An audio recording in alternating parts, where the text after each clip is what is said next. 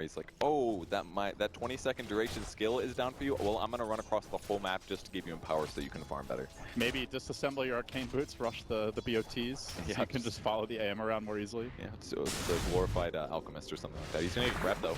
They're going to find him. Big Deso reveal by Sumail. Black goes splat.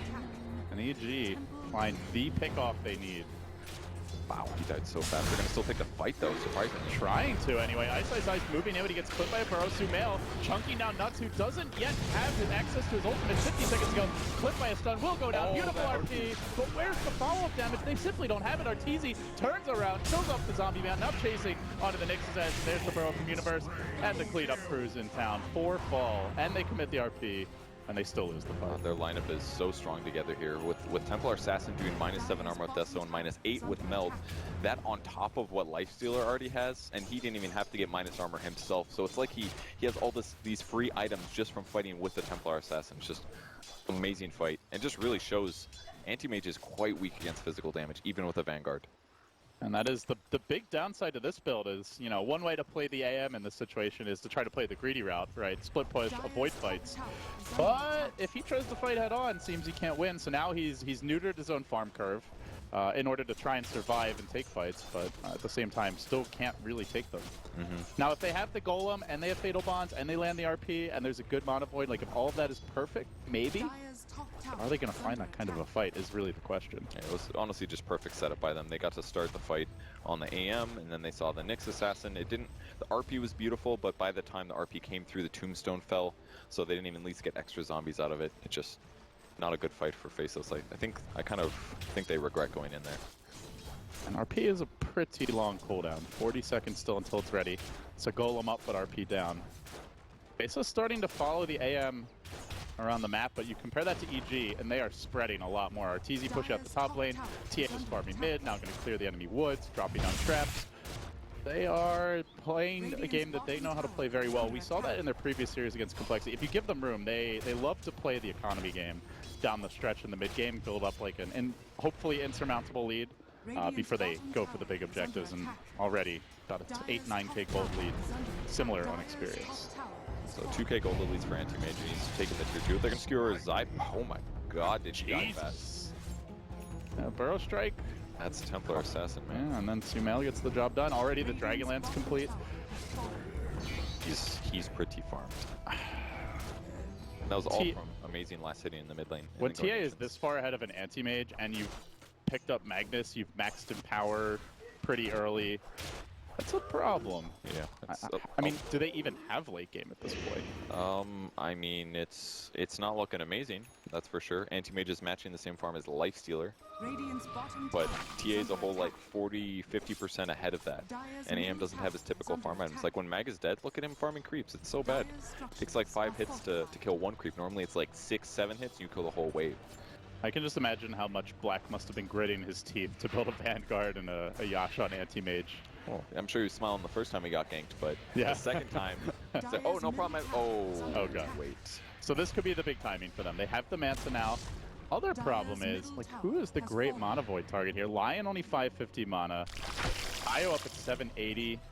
There's like, a TA is the best target with 900, or 800, but you're not realistically going to remove all that mana in most fights. Absolutely true. So there's no Storm Spear, there's no Tinker, there's like no ticking time bomb on EG, it seems. And they got to start taking fights, but I think EG is going to avoid it. I mean, there's a Magnus, and there's a Warlock, and there's an Undying. Those are 3 great team fight heroes. If EG just doesn't want to fight, they don't have to. Spread out your heroes. They're all pretty survivable, at least with the TA and the Lifestealer. They can push the lanes, and then the rest of the heroes on the map will just avoid fights or try to pop smokes. Oh, they walk right past the TA trap. I think Black just got spotted. Gonna go back to farming, but again, look at the spread from EG. Arteezy pushing out the mid lane. Universe was just farming the jungle.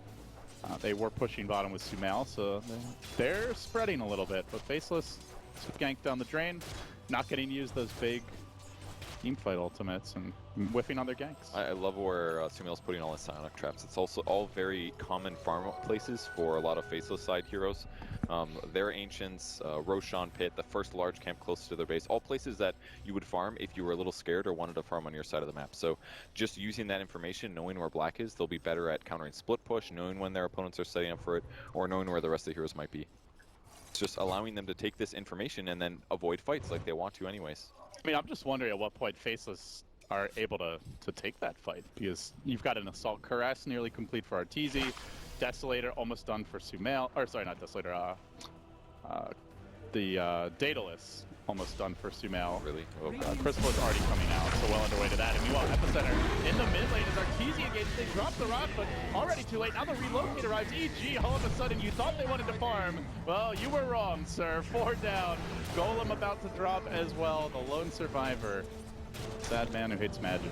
Wow, that fight looked so one-sided. The Blink Epicenter started things off very well, and then the relocate in the perfect position, just one-shotting every hero on the way. And the best part is that Io goes straight back to the top lane just to keep pushing the wave and getting farm. He's 3-0 and 8, by the way. It's a little ball of light. I don't know how that happens, but I think he could carry at this point.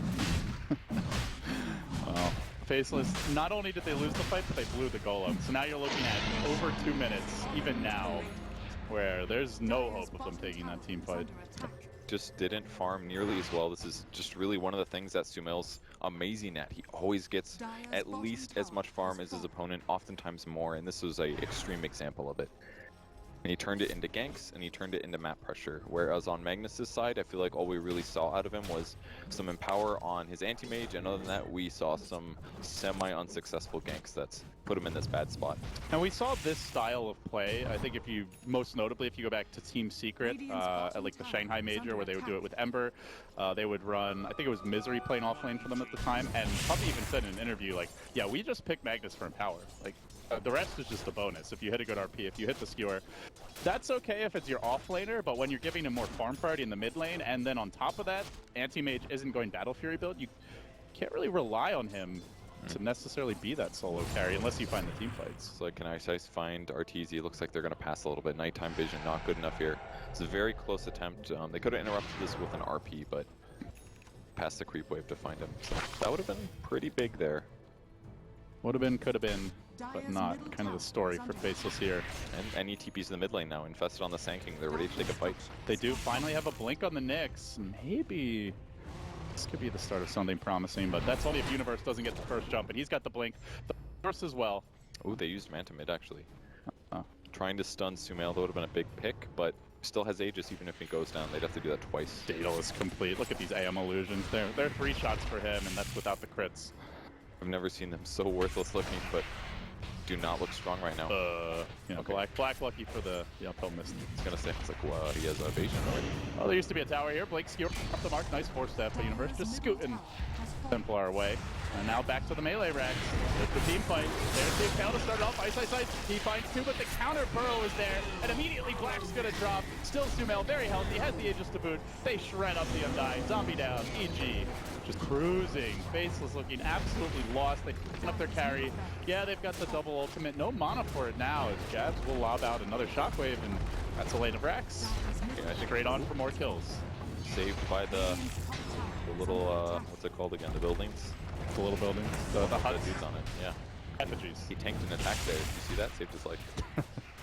That's why they're there, guys. That's their secret purpose. Nice frogs in EG fan. They're just so behind you. The only way that initiation worked is if they also RP'd the backline at the same time, because instantly the burst strike came from Sand King to stop the chain damage on Sumail and kept his Aegis alive. I'm still checking these heroes. No one even has 1,000 mana. Cool.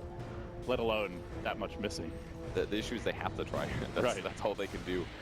And if EG's smart, they just like the Lifestealer hits building, his TA's out in front, and then way behind them are the 3 supports. So how do you get that dream RP?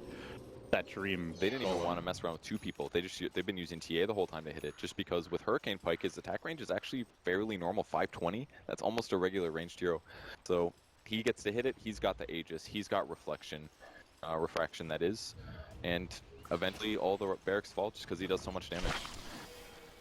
Oh, it's not looking great for Faceless, Kevin. Now a 25,000 gold deficit, 20,000 experience, and I mean, again, their team fight is amazing, but AM as a carry, you mentioned it. not known for dealing well with heavy physical DPS in the late game. Normally, if he has an edge, it's because like he can just chain bash someone with an Abyssal. But Faceless, well, that dog gonna make a move here, and Sumail blinks right into them. He sees XY, he shreds him immediately. This is the perfect setup on him. Zai going, doesn't actually have the relocate, but Sumail survives. He has no Monolith to burn. He's still chunking them down, tanking through the Illusions, kills off the Tombstone, not even scratched. And this is only life number 1. They've already lost 3. G freaking G. On the Sumail train, it has no brakes.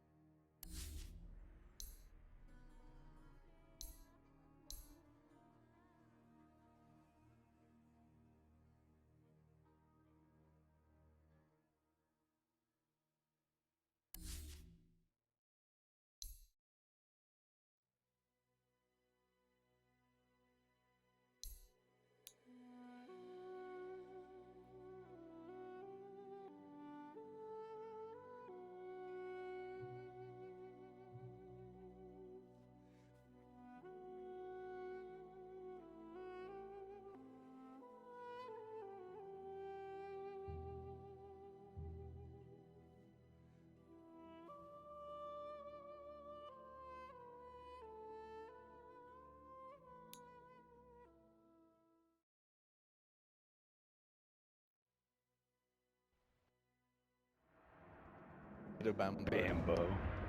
Who else goes? Who else is in that category? Who else is in the Bambo? I really can't believe that we're spending this much time praising Bambo. I play CS:GO with Also the in the guy. past, I wouldn't say recently. Yeah. Well, that's because he plays support now. That's true. If he plays core, yeah. If you YOLO and do CM, one good thing with it. D versus Faceless. We've seen the drafts. I was talking to you about this before, guys. You've got a lot of hope for Faceless coming into this one, but for me, I see LGD. They're the powerhouse here, surely.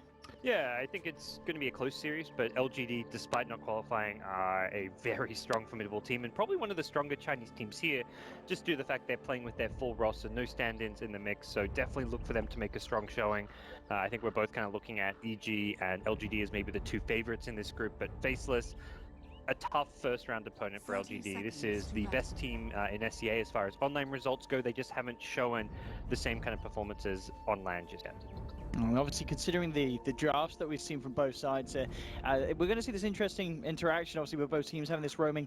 Ricky on the side of LGD, there's the Weaver on Faceless. I mean, how's that going to work out against each other? Do you like that they picked the Weaver up here, FL? I think it's good. It's always going to be very strong when you've got the Jar Ranger, because the hero gets so much physical damage with the Gemini attack and the Swarm with the minus armor. You get that casual Blightstone that we see as XY starting item. So he's got Blightstone with a Dust. He's looking to be able to counterplay the Riki of XZ, maybe follow him around a bit. Also just help zone out with the safe lane, make sure that the Jizing on the offlane slider doesn't get too much. So we'll see how this works out. But I think it is a pick that's going to fit the Faceless draft very well. At the moment, eyes on the mid lane. We are going to see, obviously, with the sentry down there prepared. XZ will get the quick D-ward though. So LGD already going to have some pretty good control of this mid lane. And for the time being, looks like Jabs is going to be left on their own, because up top, that's where Faceless are looking for a bit of action by the looks of it. Trying to surround Jizing, but he's straight out with the TP and back to the tower as well to make sure he can keep himself in lane. Has the salve and the regen ready for that kind of play, but And this mid lane could get a bit tricky for Jabs in the early stages. Yeah, unfortunately his block was not as good as maybe, so the first creep wave was something that he couldn't get any last hits on, but that's going to improve as the lane does start to push out fairly soon. It looks like Ricky recognizes there's not a whole lot he can do, and similar to the slide, he wants to make stuff like that right here, so he's already rotated down bottom to help prevent that from getting level 2. I think a little bit always a big win as far as the safe lane supports go. And as you said, he does have to be very careful with X, nipping at his heel here. Well, too, man, lead just enough in the last melee creep thing. So he'll be happy that he's able to buy the triple place. That's the kind of place to go. Oh, I might not do that. He always loves to mess with support, keep them busy. He doesn't even mind dying.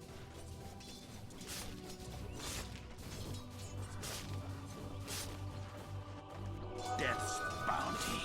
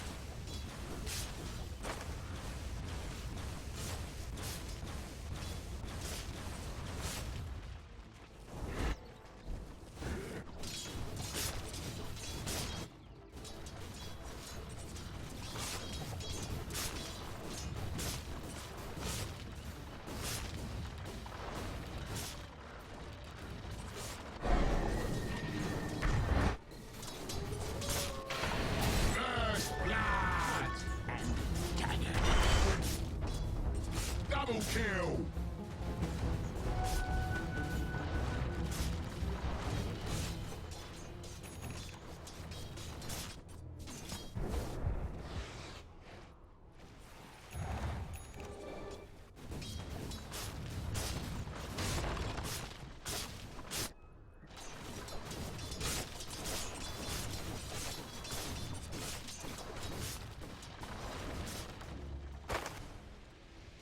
Dire's bottom tower is under attack.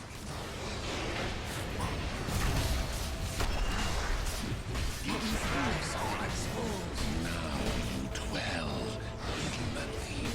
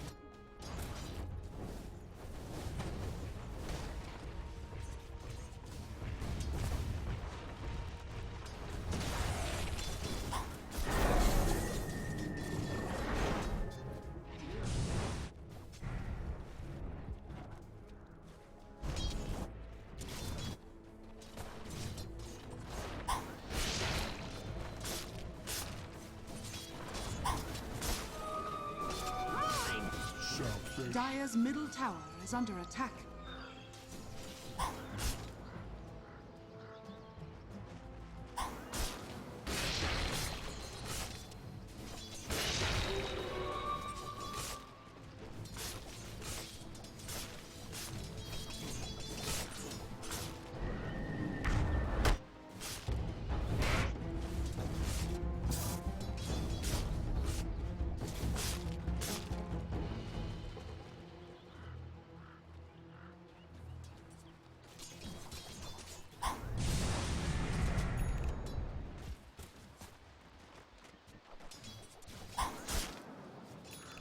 Dire's middle tower is under attack. It's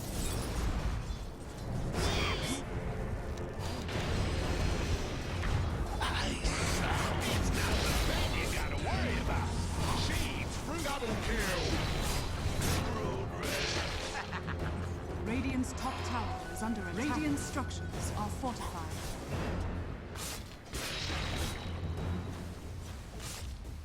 Radiant's top tower is under attack. Radiant's top tower has fallen. Radiant's middle tower is under attack.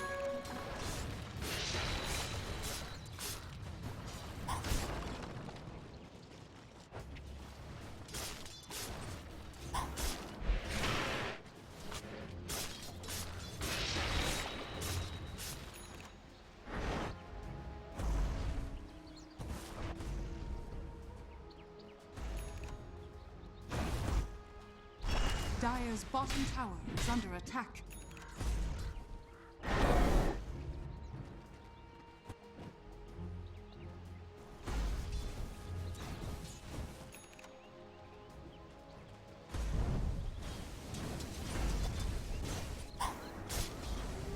Radiant's bottom tower is under attack.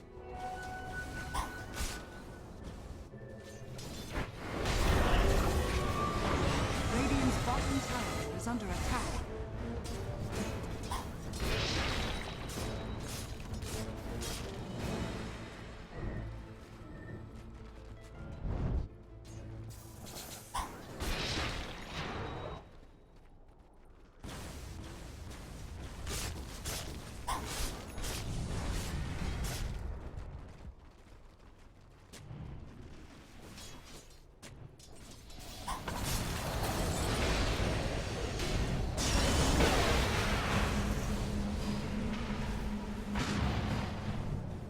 Radiant structures are fortified. Dire's bottom tower is under attack. Radiant's middle tower has fallen.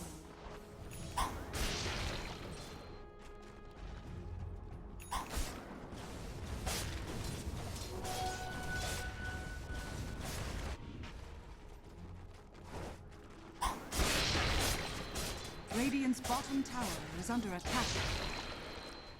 Radiant structures are fortified. Radiant's bottom tower is under attack. Dire's middle tower is under attack. Structures are fortified. Radiant's bottom tower has fallen.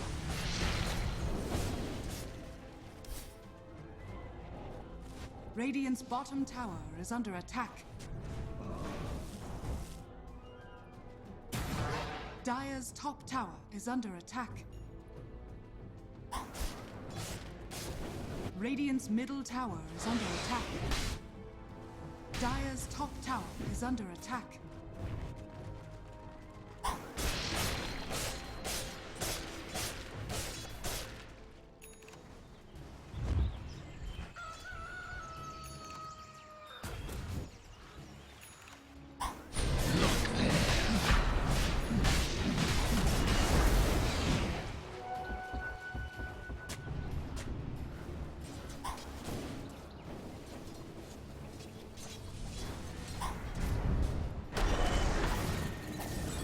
Dire's top tower is under attack.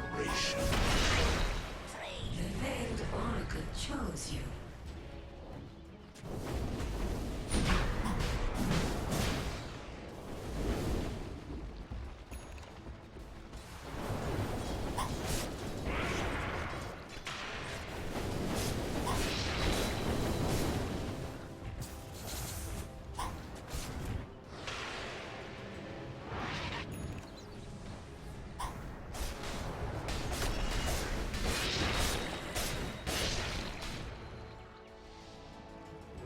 This should make my life easier.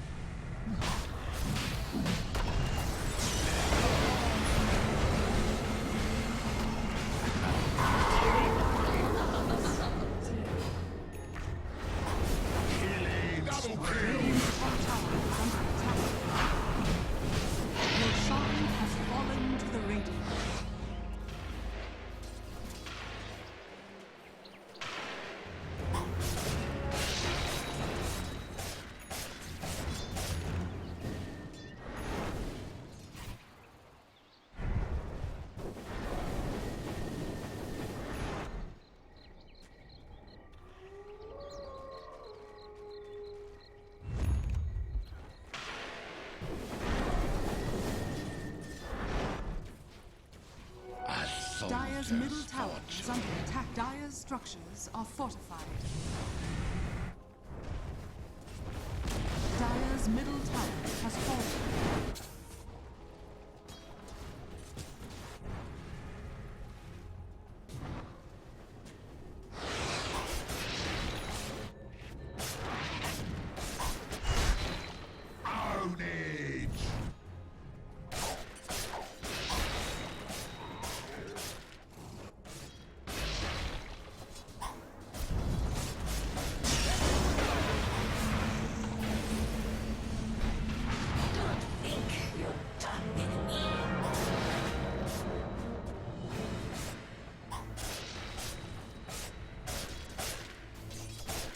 Regeneration.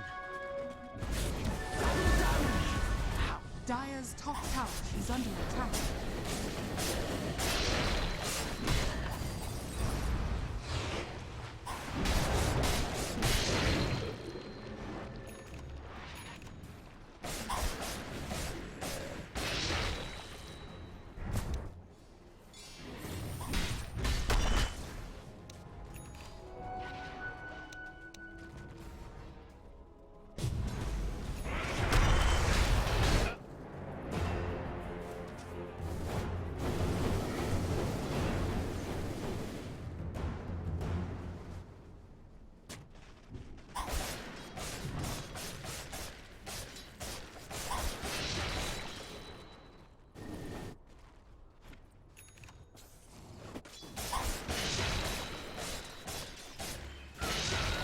Radiant's top tower is under attack.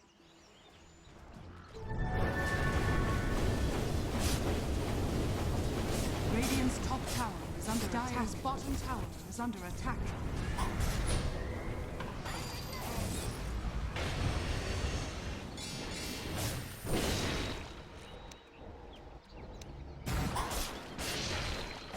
I'll take that. Radiant's middle tower is under attack.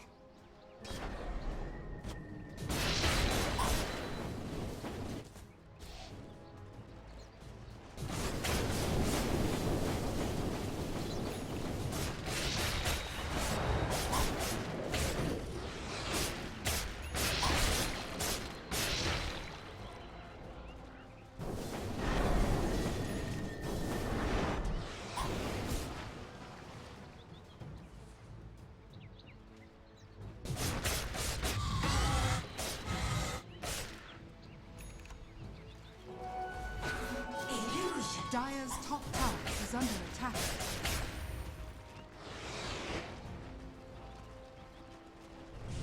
Radiant's bottom tower is under attack. Dire's middle tower is under attack. Radiant's bottom tower Dire's middle tower has fallen. Dominating. Radiant's top tower is under attack. Dire's middle tower has fallen.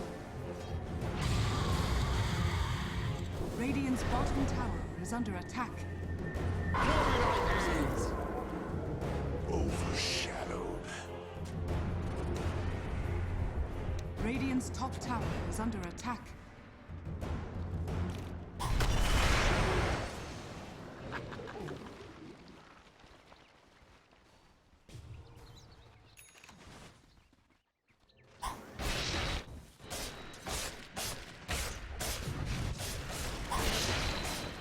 Killing spree.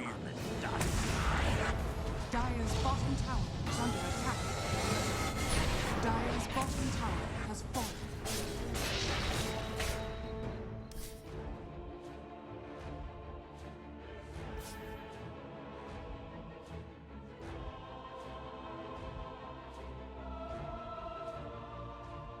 Reserve time. EG's turn to pick. We're basically looking for mostly really good, and like even Skywrath Mage would not be terrible. Is Lion like obviously we saw Lion last game? Is it not? Weaver. It still has potential. The Lion, right? Yeah. Swiss for Lion, sure. it's got lots of disable versus the Timbersaw Weaver. Those two heroes are very 5 seconds. very easy to just like move around. So it's just like you need some lockdown to be able to take them out. That's always good. It's more magical damage burst. Yeah, because you know you're going to have to deal with the Lincolns on Weaver. Yeah. And you want to be able to control both the Weaver as well as the Timbersaw. So any of those AoE disables are really nice to have. And Lion has just a double disable where he can quickly eat through the Lincolns and get the other one down. Yeah, Lion Disruptor are probably the more ones that stand out because they seem to really like picking the only their spirit with the Darkseer just because of that the laning potential. Right. So EG is also a team that sometimes goes for Witch Doctor, or crit goes for Witch Doctor anyway. Is that not a hero that can not this game? Because Maledict versus Timbersaw? But the Paralyzing Cask is hard to do against Timbersaw because he can sometimes Timber Chain away before the cast hits you. And it's really slow versus Weaver, right? So... This is a great pick here. They already know that the Weaver's already picked up. 2 of the cores are picked up, and this anti-mage is very good versus both of them. And there's not really any... There's only like the Rubik Lift right now if it's disable on the side of Faceless. This is a great anti-mage pickup with the OD and the Sanking able to make space for him on the map. And there goes the Disruptor ban again. Well, it's kind of the shoe is on the other foot now, right? We saw anti-mage from Faceless and it didn't go too well. Maybe Samel or whoever's going to be giving us a little bit of a tutorial. If you think about the mids that are left, there's not too many that you feel comfortable that are both good versus OD and Anti-Mage. Yeah, it's like, I mean, Sniper is obviously the one that comes to mind just because of, the laning matchup versus the OD, but... You're versus an Anti-Mage, Anti-Mage or Sniper, yeah. You pick like a Mirana, your heavy magic damage against an Anti-Mage. You grab... They need something that scales harder, right? I feel like they need something that can actually... It's a mid. It's really... Just kidding. I don't know, in some ways, right, you're facing an OD and an anti-mage. I don't feel comfortable going late. Going late, yeah, you don't really want to go late. So maybe I want a tempo controller, a hero that comes online early. I mean, you can't do it solo lane against an OD at this point. You're gonna have to have a Rubik or a Warlock come mid with you, right? Yeah. Unless you go for the Sniper still, which... be a little bit unlikely there. It's a cool approach. Instead of getting disabled, they go for Coddle, so Mana Leak is a devastating factor versus the Weaver and Timbersaw. Obviously, if you get burned down too far, you just get blown up by Mana Void. It enables the anti-mage a bit more. There's your Tinker still. They go for the Tinker. Okay, so that's one, but that does put them into a margin of going into the later stages, obviously. Yes, very which I don't know if they really benefit too much from that. How are they going to get to the later stages is my question. Yeah, that's actually but if they get there, they have a chance. It's a big if, okay? It does seem like EG, in your minds, have backing EG in this desk, expecting to see this one done in 2. Not particularly surprising there, but Purge and LD are standing by to see if we do get to see a third. Gentlemen, it's over to you. All right, Kevin, well, EG saying, you can't beat us with the AM, but we're going to beat you with it. And man, this looks like it could be a really good AM game. Timbersaw, Tinker, even Warlock, like 3 of the best targets in the game to just blow up with the Mana Void. Do you think this was strategy or rubbing salt in Black's wounds? I don't think it's like a salty run back or anything. I legitimately think that they just found the AM to be a good pick this game. It definitely is. It's and not to mention they have Cuddle and AM now, so they have another way to drain the mana. They have OD ulti to drain mana. They have Cuddle, Mana Leak to drain mana, and they got AM to profit from it with a big ult. I love the Keeper of the Light pick, especially. We'll talk more about it, but it looks like the game has begun. EG taking out Faceless here in game number 2. Wonder if the series has the honor of playing Complexity, so potentially EG and Call could face again. I'm sure EG want that one. That will be a very intense series. Well, all they got to do is close this one out, and they've got it. So it's looking pretty good for EG, especially with the draft. But with the Tinker pick on Faceless, this looks to me like a team in a place that the things they're trying is not working, and they're saying, go to the comfort. Let's pick the comfort heroes. They tried it on Black last game. This game, it's going to all be about jabs there on the Tinker. And going for the Tinker against an AM, like, he has to have a good start. If he falls behind the AM, gets that first big item before he does, it's going to snowball real fast. And not to mention, there's other good catch on this team. You've got the Keeper of the Light to recall heroes around the map, to relocate ganks, the potential for like a late game Hex, maybe even Blink on Sumail and the OD. And of course they have the Sand King, so they have good catch. Not the best vision in the trees, like no Bat or Storm, but they're still quite good at adept at catching the Tinker, and really no saves to speak of on Faceless. Yeah, the heal's not going to be enough there, and they have some team fight with the Rock ulti and stuff, but it's a little scary. Although I do like their combos with Warlock better this game. At least they have things like Heat-Seeking Missile. Black trying to steal that one. Not able to do so. Good attempt though, and it looks like it's going to be aggressive dual lane perhaps. Yeah, so anticipating the Sand King off lane, obviously Caustic really tough for Weaver to deal with his low attack range and very pitiful health pool. So they're going to run the Timber Saw here, but doesn't mean a Weaver up against the Keeper of the Light Anti-Mage and Io tri-lane. Yeah. So he's going to get some help of his own, and this has been Faceless's bread and butter, but they're doing this tri-lane with a Rubik. How do you feel they're going to fare? It's not too bad actually. Weaver, I think, especially if he gets like a free level 2, level 3, maybe even at the sacrifice of the supports, he can actually contribute a lot to the tri-lane. And maybe Rubik's not the best, but I think Warlock's fantastic at it, so I think it should be just fine for them. Ice is trying to get that early bully out on Universe up top. So that'll be a 1v1 mid. It'll just be the Tinker versus OD. Two heroes that normally are pretty good at dominating the lane with the blind from the laser, and then of course the OD being able to banish you and freely last hit on a regular basis. So I'm most excited about the top lane actually. Ice always proves to be one of the best 1v1 players that does play off lane. Universe also fantastic at it, but often plays more of a safe play style. So it's going to come down who can actually win this lane. And I definitely think we could see kill pre-6. Yeah, the Caustic just so annoying to lane against at the same time. Whirling Death for a strength melee hero also extremely aggravating. So far, CS advantage definitely going the way of Universe. You see Arteezy getting onto XY here, down bottom. Bit of harass early. You see Ice running out of mana now. Does have the single mango ready. We'll have to see what build he goes for. Generally, we have seen lots of early points in the reactive just to try and deal with the harassment, but... Yeah, I think he's already kind of in a lot of trouble just because for Universe to do harass, all he has to do is right-click creeps for the enemy hero. But Ice actually needs mana here, and he's got less hits than the Sand King does right now, and now that he's lower on HP, he's got to keep his health in a decent place, otherwise he just won't even be safe to farm the Arcanes in the first place. There's still a ways to go until he gets those, and meanwhile in mid, Sumail really having his way with jabs, only 2 and 4.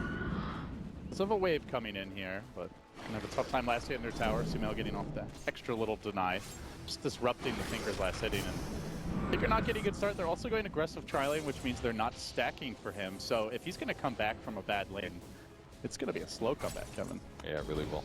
Very tough for jabs at the moment. On the bright side, maybe he can get some stacks done.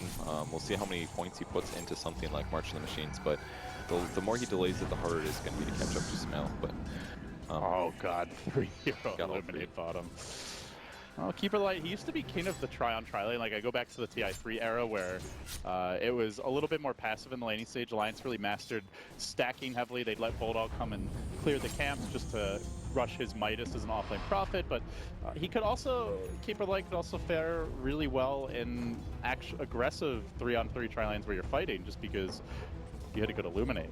You've done an insane amount of damage, and so far, working out quite well for them. And they're able to get pulls off as well, so any last hits that Black's trying for here gets a few of them, but definitely wants to get as many of those lane creeps as he can. Oh, Universe threatening for a kill top. Ice dropping very low to the Caustic damage. As the Burrow ready, catches him mid-chain, scores the solo kill. And when you're running this aggro tri-lane, you're doing it specifically so you get that 1v1, you bank on Ice to win it, and for him to give up a kill like that, that is devastating. Yeah, so many items ready to go for Universe now. Just Caustic Finale, man, it's such a great skill in 1v1s, especially against a melee hero. And even though Ice was getting a lot of regen from reactive armor, it only does so much for his survivability. So. I mean, do they have to send a support top? Do you kind of have to give up on shutting down the AM and go focus on the Sand King? Is it too late? What do you do? They are pressuring Anti-Mage really well right now. I think Weaver is a good solution. They need to get a kill soon, and that's what they have to do. Warlock does have level 2 and an invis, but there's a sentry here. It's going to spot him. Arteezy, there's a lift. Potentially, XY's going to come in to go, and now they nuke him, but I'll just blink away with the Fatal Bonds and be absolutely fine. So a very late reaction there by Nuts. I think he was hoping that he could get out of the sentry range, but he just got hit so many times. He just got back, and now he's already out of mana and missing a lot of HP too. Meanwhile, Universe and Ice duking out. The good news for Ice, I guess, is he's at least got some mana to work with now. Universe gonna burrow away. Has the epicenter. Go back for the Iron Talon so he can do spotted jungling as need be. So they continue to apply this pressure in the bottom lane. Black getting forced out, and it seems like the sustain of EG is just prevailing here. Yep, and it's IO really. I mean, any regen that Crit gets on the IO, it's going to go towards Arteezy as well. If he gets a bottle refill additionally, then even more regen for Arteezy. And with the fast ring of health in lane, he's doing just fine here. So they've got to get some kills soon. Otherwise, this is going to fall flat, especially with Ice farming worse than. Meanwhile, mid, just see Universe moving in. They can Astral into an epicenter. I'm not sure if he was spotted by that creep walking down, but gonna back away. Hanging quite far. Oh, actually does get scouted, skirting the tree line and swinging around. Just for a moment if Jabs was watching closely. Yeah, night vision's a little deceptively farther than you might think it is, so he does end up going back top. In some ways it was good he got spotted because now Jabs is sitting really far back fearing the gank. And as soon as it shows top now, Jabs can go back to farming in a safe way. So you've lost all 3 lanes. Sandkane solo kills your safe lane solo. They're free farming on their AM at this point. OD's winning mid. Like, it looks pretty damn bad for Faceless Kevin. They're already down 1,500 gold, 750 experience.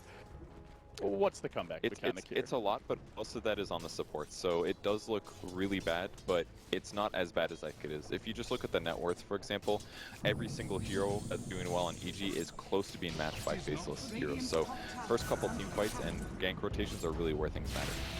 All right, let's see if they find something. Zai bottom lane gets clipped by the Swarm. XY there with the toss back. They'll find the kill. They also stun Arteezy.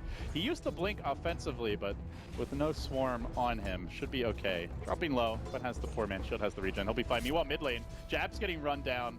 Will be finished off while this happens. The Tink blown up with Crit. Stumel combined. And now moving after deploying Observer Ward. They want to have these Tinker stacks, it looks like. This is going to be planting down another ward momentarily. Black getting Arteezy pretty low. Sandking comes though, and it's going to be close. Okay, no level 6 for Anti-Mage yet, so it's going to be just fine. But very low on HP now. It's going to blow hard. The walk was still there. And Nuts going for some stacking. Scouted. That obs. Good for the double stack. Only got 1, but still pretty good. Definitely will help Tinker in a moment, especially with his level 6 here. I could easily see EG coming to either steal these, you've got Sandking keep it light, or maybe even just take a fight there. Yeah, it's definitely possible. It might be a little too early, especially if Jabs rotates over at any moment in the next minute. He's also getting levels and experience on his lane free farm, so... Yeah, Universe has been moving a lot, and as a result, in fact, still moving under cover of smoke now. He wants to find a kill mid and slow down Jabs, but as a result, Ice is getting that much needed free time. He's got a great roaming build though. With the Tranquil Boots, he runs really fast right now, so just has to get within Burrow Strike range and that should be a kill. Good set up, and they will do so. Is Epicenter his way into this? No, he's going to Burrow Strike to start. They combo him down. They will commit the Epicenter. Farming Epicenter. Hugely needed, but he got those creeps. Yeah, and actually that's not the worst thing ever. The creeps are on tower now. That means the tower's going to take a good 300, 400 points of damage. Oh, but instead it's going to be a fight bot room. Only one XY. Arteezy has that extra bit of move speed. Out comes the Swarm. XY looking for the Roshan deny. Not going to happen, says Arteezy. Another ultimate usage there, but a smart one to secure the kill. And G make it 4-1. A lot of movement, a lot of pressure, but all of these things resulting in direct numerical advantage as they continue to amplify their gold and experience lead. Yeah, I really like that they went for that one. Just a small mistake by the Rubik thinking, hey, oh, might see his eye kill here. He's so low. Ice really needs to get something going, trying for the juke. Gandalf putting on his Nikes. Can he possibly get out of here? Not one more auto attack. Look at the kill. Does buy some time for Crit to get in the lane, and he's going to tether his way forward.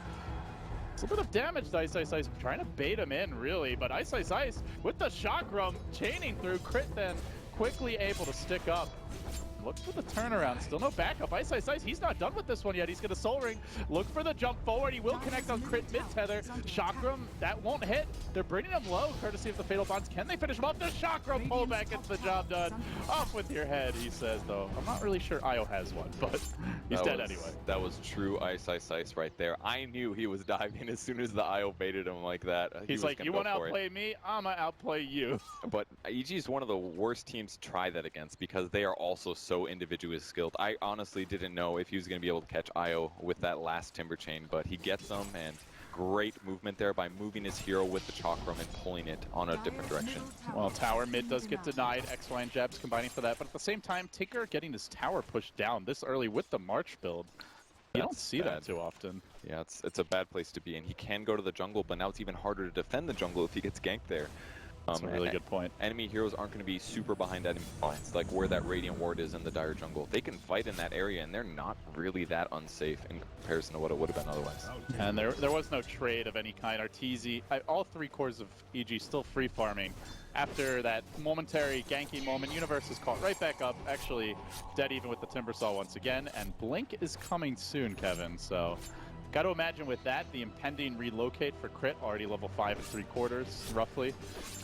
They're gonna be looking to make moves around the map. Yeah, that one's gonna be really dangerous too, because all that means all they have to do is take Sand King and put him somewhere within Blink epicenter range, and then the relocate will always come on top of that. Start the relocate, bring in the epicenter, and you're gonna have a dead hero, and that's gonna be Tinker, that's gonna be Weaver, that's pretty much everybody on Faceless except for Timbersaw, who's usually quite tanky. So it's looking pretty scary for them. The rotations. Universe has the blink, waiting in the trees. He can't kill Ice, I don't think, solo. But well, actually, maybe with the Caustics, he has a chance that he's going for it. Jumping in, looking for the combo play. It's on to Nuts directly, gets him with the Caustic. A little bit of extra damage, but the heal comes through. The turnaround might be there with the rock. They brought in Arteezy. He's low. Not dead yet, though. They come with the Golem, and they will lose the Warlock. Ice still surviving, jumping deeper. Once Crit gets him with the Chakram at the final hour, but in turn will pay his Universe. Will follow a Bloodbath top, a 2 for 2. The blink revealed, and now they chase for Sumail, but he's pretty far away. Poke him, but they can't really prod him down. I almost guarantee Black said, "Get out of here," when he attacked him that one time. Just now. There's pretty much no other purpose. It was a great turn, though, by Faceless. The Golem bought them some time. I think Ice was definitely justified going for the IO trade there to guarantee that kill, and Black cleaning up the Sand King afterwards. That was not bad for them, considering that their cores are getting out-farmed. If they don't have at least equal trades here, they're going to get massively behind in gold as well as experience. And when you're behind like this, a 2-for-2 trade is actually a win on the as far as the raw numbers go. And then on top of that, they do get the tower. Nicely done. Ice now moving on to bottom, pressuring Arteezy pretty heavily. A lot of nuke damage, but he gets caught mid-chain. It is a level 4 chain, though. They need to get that for the light Mono League. Actually haven't skilled it for Zai at all, which means their ability to control Ice is a bit limited here. So he can play a lot more aggressively. You know, it's something the analysts talked a lot about, how good Mono League is this game, but Kevin, he has yet to take a single point in it. Ooh, but with Sumail showing up, things get a little bit harder. He thought he could fight this, but he's really low. Oh god. He dropped his items to pop another soul ring because he expected needing some min-max here, but it absolutely cost him. I think he was probably dead anyways, but sometimes Ice goes a little too far, and that was one of those moments. It is a little space created for the Tinker. Jabs has grabbed his BOTs. At the same time, though, Arteezy still farming very well. He is going to go for the full greed build here, going Battle Fury, probably Vlad's. Like, be a capital headdress. We'll see for sure later, but yeah, he got pressured so much that sometimes they just buy it in the laning stage because you need the extra regen here. He's gonna put some pressure on Black. Bug's going down. This is dangerous for Black. He's gonna have the time lapse here or he's dead. Doesn't have the mana for it. Pops the stick. Black not able to get away. They didn't even have detection. Could have time lapsed and then just Sakuchi'd out, but tried to play a little greedy. Huge mistake there, because as soon as he revealed himself after using Sakuchi, he had a good 5 seconds till his next invis, and 2 hits from AM, and he's already down to the point of no return, where if he goes below 150, he's out of mana. If he casted it, though, he would have gotten his mana back and possibly survived. But you know, the one thing is maybe he didn't expect Arteezy to have the second point in mana break, because a lot of AMs will just take the 1 and then get more stats, but then again, he was laning against him, so he may have already noticed. Either way, XY moving on bottom, tries to find Zai here, catches the Keeper Light behind the tower, and then able to steal the Illuminate, which he uses against him. Could he get up another Zap Fate? Oh, just barely tasers Gandalf down. Some little zap in the tush, and we'll get the kill. But EG, meanwhile, they're making the trade. They push in top. Arteezy looking on that Battle Fury. Oh, by the way, there is an OG in this game. We haven't talked much about him, but I think that's a bad thing for Faceless, because Kevin, he is the most farmed hero in the game, again. That's Sumail, man. And he didn't go too many farming items, just opting for the really fast Force Staff and Dragonlance. It'll be great for fights. But I see some glimmer of hope here for Faceless, and it's definitely more than a glimmer. Just Ice having a pretty good start. He's died a couple times, but his farm level is all right. XY getting that solo kill jumped him heavily towards Blink Diaries at 1500 himself. And if he can get some good steals here, like Burrow Strike from Sand King, or the Banish from Our Devour, or even the Blink from Anti-Mage, he's going to be online in a really strong way. Easy jumping in very aggressively on the jabs, but does get lasered first trouble. Now the TP rotation. Timbersaw going to come in.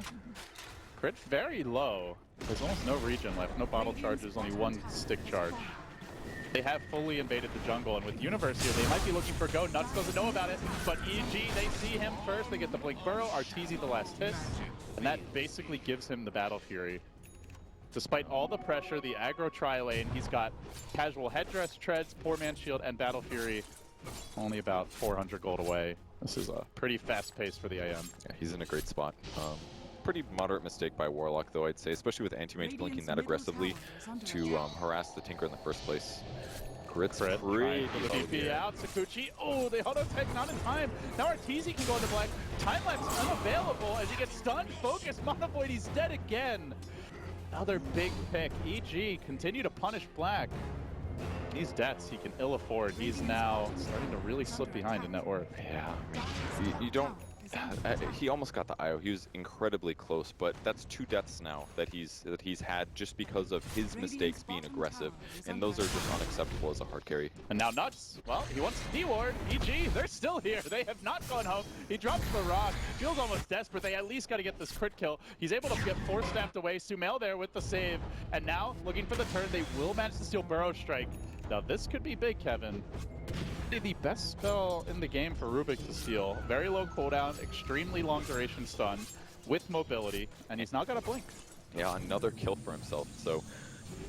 Can XY play the carry? Because it seems like he might need to. He's doing well this game. I have some faith in him here, especially if they can get Sumail. God, that would be good. 2 seconds to disable the lift. Another 2 seconds from the Burrow Strike. He's close. Sumail, he knows. XY, he burrows in. He's got real nervous there. Even if they catch him, that might have just been too far to dive anyway. Yeah, he would have had to use Burrow into lift to pull him back, so just for the mobility aspect. But the longer he has this, the more dangerous it is for EG, especially for squishy heroes like Coddle as well as Io. If there's any other hero that does damage, the amount of disable he has guarantees a kill every time. Teasy mowing down that tower bottom and just blinking away. Back to the woods he'll go. 1,000 gold, so we'll see. Next pickup for him. Does he go straight into Manta or not? Soon we'll find out. Black, I'm scared of him. Arteezy. Last few times we've seen this, it hasn't ended well, but Arteezy doesn't really know what's behind the Weaver, lacking the vision, so he'll back off. Would have been great for Black if he ran into Keeper Light. That could have been a kill, definitely, but no such luck for him. He's gonna, or at least Ice is gonna push out the bot lane. Black rotating back mid. Definitely farming much slower than his opponents right now. Just a natural feature of Weaver, but also because whenever he rotates, sometimes he dies, so gotta be careful. At least Jabs is caught up finally with the rest of his team, but we're clearly seeing some separation in terms of farm, similar to the last game. Yeah, and meanwhile, the big cores of EG, the OD and the Anti-Mage, they are combined 4, 0, and 8. They've yet to die. And they've been, on top of that, topping the CS chart, so a lot of farm. But here comes a big item for Faceless. Bloodstone now picked up. They're gonna make their move towards the bottom lane, hoping for a Zai kill. It's a great item, and it's also a dangerous item this game because it increases his total mana pool. So that gap closing potential with a big blink into a Burrow. Faceless, and one, they also force a TP reaction out. Very nicely done by them. That's just so dirty. That's like... Good news for them is the spell's going to disappear soon. It's only a level 1 spell steal. That's 500 damage, 5 seconds of stun, or about 4 seconds of stun. Really strong. And for Universe, he does have that value point in Sandstorm, so now he can potentially just prevent Rubik from stealing the Burrow. Again, there's still great things to steal. Blink on Anti-Mage could be useful. Help him catch heroes more often, and for the first time in a while, in multiple games, that is Faceless finally putting some pressure when EG can't also Universe get something wants to fight this, though. There is no glyph available any longer. It's like they're going to let it go. If they go tier 2, he's definitely jumping in. Especially if they group up a little bit. It's got to be careful. They have to be at least a little spread. You can see Faceless are expecting that backstab as they did scan their own jungle. And they're not going to commit too much further to mid. Just Black sticking around. Kind of an interesting item build. He goes for Dragonlance here. I don't know. It's a pretty good Linken's game, really. Just due to things like Mana Void, Burrow Strike would be great to stop. Even Astral can also be really problematic sometimes, but he might just have to go for items that are more efficient like this, just because he's behind. He's got to get as much value as he can right now so he wins team fights, and that gets him back in the game. Radiant's bottom tower but as a whole, Faceless is actually farming decently well now. They've got 3 cores that just passed the Sand King, whereas before Sand King was ahead of most of them. So it's going to be the projection they want. Arteezy starting to take over the jungle and trying to win that passive farm battle. Did go for the Yasha. So Manta coming soon. Meanwhile, Ice getting wrapped on. Now remember, they have to relocate, so this is a 4-hero gank if they want to bring in Sumail. And they might find Ice momentarily. TP comes in, it's about to be 5. Kane's back, but if he goes too far, he's going to walk into Zai. Actually, Zai TPing away to top. So they're not going to go for Ice. Again, Vision's an issue, Kevin. They don't see anything really all the way back until that lane ward. That's quite far away, and no idea if anyone came up the ramp through the jungle. Yeah, and Faceless also doing a small smoke just with the 2 supports and through the jungle.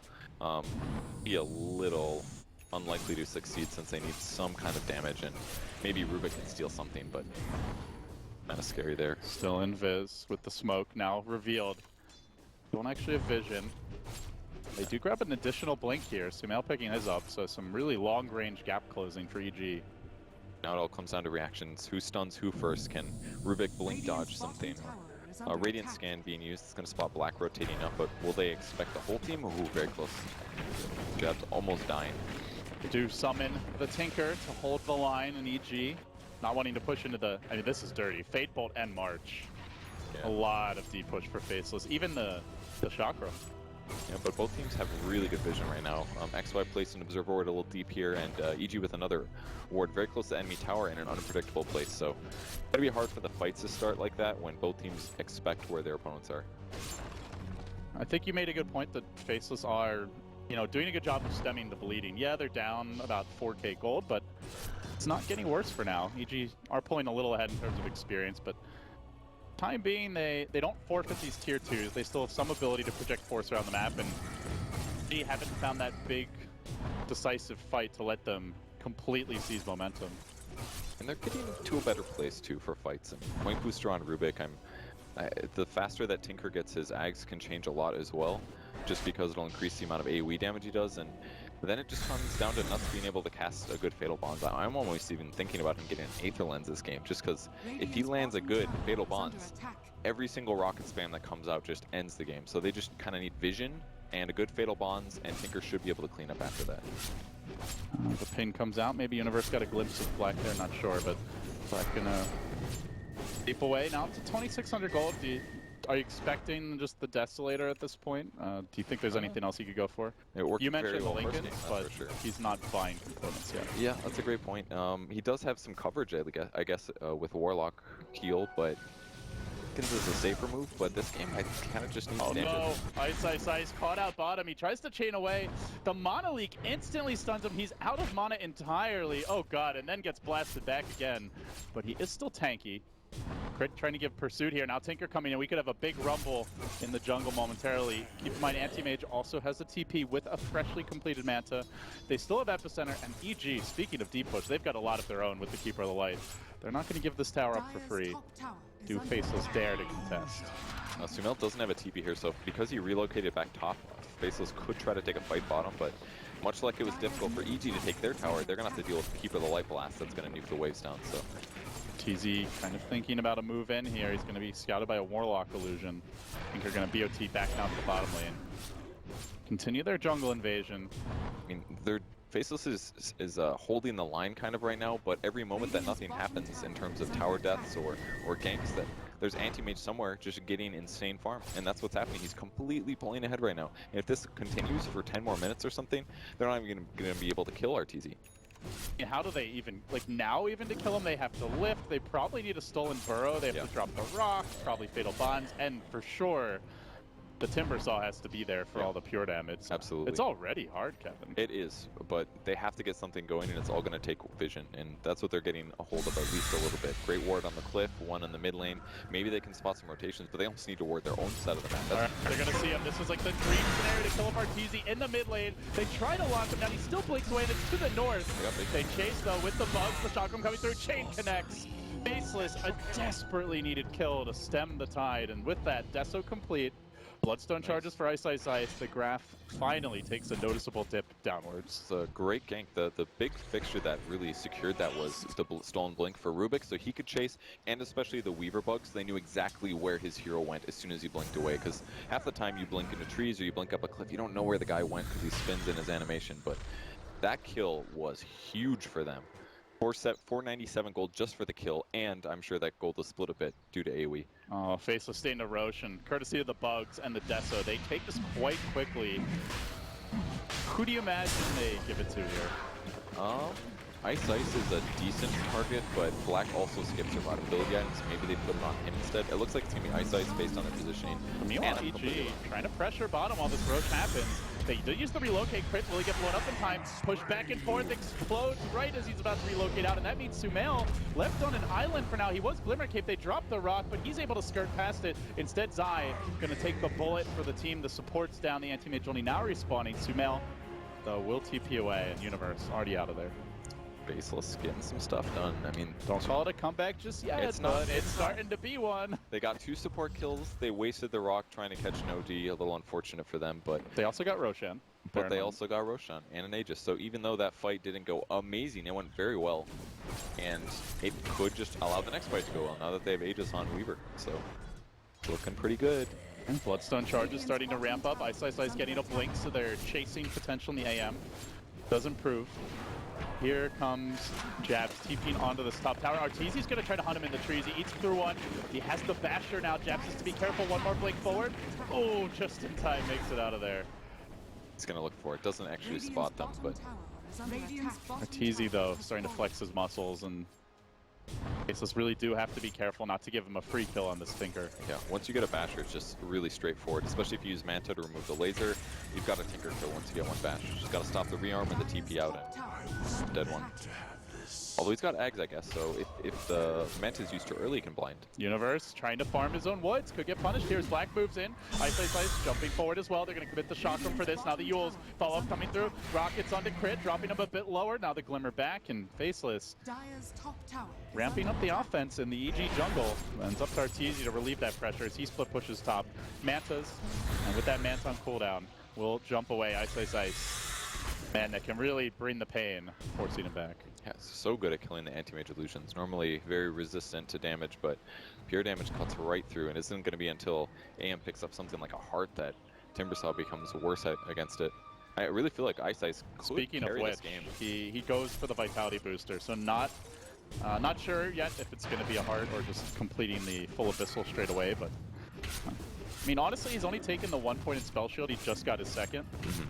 I think it speaks that they do have a lot of pure damage here between the Fatal Bonds. Yeah, they really do. I mean, and the Timbersaw. You're just dishing out insane amounts. Well, a lot of it could definitely be things like March in the Machine and Rocket Spam, though. It's something he'll have to be concerned about. It will be the Fast Abyssal. Great choice just because it helps him solo kill heroes like Tinker. If he does blink on top of them, he doesn't even have to get lucky with a bash. He's just, you're stunned, I'm going to kill you, and I'm usually going to Mana Void to finish you off. So XY, meanwhile, has stolen Astral, almost has an Aghanims complete. Did a great game from his core perspective. Great Ags tip as well. He can steal spells more rapidly. They sometimes have extra benefit. Sand King Bro Strike, for example, Ags benefit. Anything else? That's about it, I guess. OD ulti. OD ulti. You're so right. Can banish the whole enemy team and do damage afterwards. Oh man, I remember, I think I cast like a 90-minute game where we theorized a lot about that, but hold that thought, because mid lane, they're moving on to Sumail. He has the BKB, they're going to force out the 10-second charge, and now they want the disengage. Arteezy still pushing top. Universe bottom, do get out with Black. They do pop the Aegis, but that BKB is down now, and Ice on the hunt. He's going to find one, make it two, they go splat. EG getting a little bit overconfident. They blow their BKB, they relocate. Wasn't available in that fight, it looked like. He also got killed really fast. And he died real damn fast. Once Ice went high ground, the Whirling Death just reduced his total HP, and another huge kill, and that was a BKB charge, and all they traded for that was an Aegis. And he can't buy back, Kevin. Faceless can threaten high ground here. Black can definitely ping the building a little, but oh, he's gonna go for the initiation. Big jump forward by Ice. A quick little zap from XY. Does have the Astral follow-up, but TZ cut the wave mid earlier, so they don't really have many creeps to work with. Ice also almost out of mana, still sticking around. Yeah, they're gonna have to back in a moment here. The backdoor protection will kick in, and that's it for their push. Very nice play by Arteezy, and that's really the big threat of Anti-Mage. It seems so small right now, just nothing happening. Arteezy not really killing heroes, just farming, but this is the effect. That should have maybe been a building down to 50% or lower. He really wants to go on Ice. And that's the next stage. Pretty soon he's gonna start killing people by himself. but the whole team streaming in. They're going to get here. Arteezy dealing with the shotgun for now. The relocate comes through. They connect on the burrow, but little do they know a massive array of backup is coming in. They have the rock ready.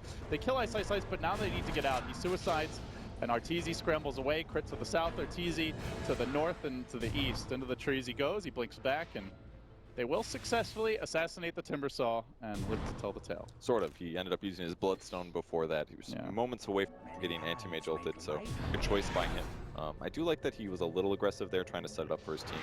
So loses some Bloodstone charges, maybe some gold, but looks like he maybe bought out before that too. So still looking pretty good for Faceless. Their farm levels are looking solid. They've got 3 heroes that are pushing into core levels. EG is only going to have a 2-core lineup this game, and doesn't look like Sumail's going to be able to solo carry this one, like usual.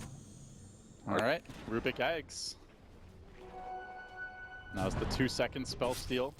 That's so fast. If potential is so limitless with this, it's really amazing.